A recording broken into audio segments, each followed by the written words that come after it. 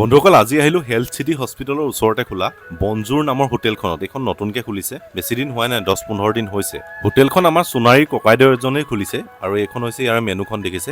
ৰেটবিলাকো বহুত ভাল ৰাখিছে আৰু ইয়াতে এচিৰ সুবিধাও আছে। আমাৰ এতিয়া দেখিছে থালি খা আহি গৈছে। এখন হৈছে ইয়াৰ ভেজ থালি, ইয়াতে আছে মচুৰ দালি, সৰু আলু ভাজি আছে, এইফালে আছে ঢেকীয়া আৰু এইফালে আছে ৰঙালাও এখন ভাজি আৰু 3খন দিছে চাটনি আৰু লগত আছে পাপৰ। আৰু এতিয়া আমি ইয়াতে ললো গাহৰি ললো আৰু লগত লৈছো মাছ। গাহৰি ইয়াতে বনাইছে, তিল দি এটা বনাইছে, এটা কচু দি বনাইছে। প্ৰথম এতিয়া মই তিল দিয়া গাহৰিটো টেষ্ট কৰি লওঁ। গাহৰিটো মানে তিলৰ লগত অলপ শুকানকে বনাইছে, এনেকুৱাই ধুনীয়া এটা টেষ্ট। মানে তিল দিয়া গাহৰি বহুত খাইছো, কিন্তু ইয়াৰ টেষ্টটো বহুত বেলেগ পাইছো মানে। আৰু ভেজ থালিখনো মানে বহুত ভাল দিছে, মানে বহুত বেছি আইটেমো নাই, কিন্তু যিকেইটা আইটেম দিছে মানে যথেষ্ট টেষ্ট হৈছে মানে খাবলৈ। আৰু এটা গাহৰি লৈছিলো ইয়াতে এতিয়া কচুৰ লগত মানে এইটো ঔটেঙা আৰু কচু দুইটা দি পিনি বনাইছে, কিন্তু বিৰাট ধুনীয়া টেষ্ট আহিছে। যিসকলে মানে গাহৰি খাই ভাল পায় তেওঁলোকেতো দেখি গম পাইছে কেনেকুৱা হ'ব মাংসটো। আপোনালোক আহিব ইয়াতে গাহৰি টেষ্ট কৰিবলৈ, মানে বিৰাটে ধুনীয়া গাহৰি বনাইছে। আৰু মই লগত লৈছিলো ইয়াতে মাছ লৈছিলো, মাছ এইটো ৰৌ মাছ বনাইছে। ইয়াতে মানে ডেইলি আইটেম বিলাক সলনি কৰি থাকে, ইয়াতে হাঁহ মাংস, ছাগলী মাংস গোটেইখিনি পাই যাব ইয়াতে। কিন্তু দামটো চাই পিনি খানাৰ কোৱালিটি বহুত ভাল আছে। আপোনালোকে আহিব ইয়াতে এবাৰ টেষ্ট কৰি চাব।